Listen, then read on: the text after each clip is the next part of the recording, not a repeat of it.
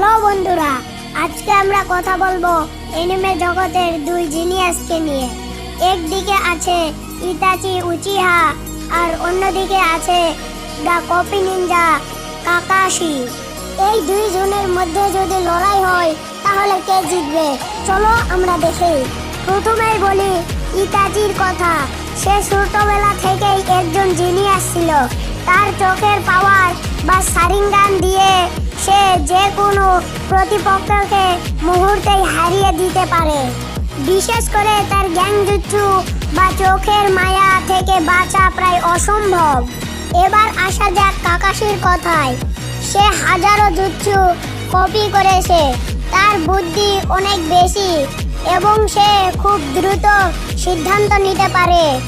তার কামুই পাওয়ার দিয়ে সে যে কোনো বড় আক্রমণ দ্রুত সরিয়ে দিতে পারে। এই দুইজনের লড়াইয়ের মধ্যে বিজয়ী হবে ইতাচি উচিহা। আপনার প্রিয় কালেক্টরকে ইতাচি নাকি কাকাশি কমেন্টে জানান। ধন্যবাদ।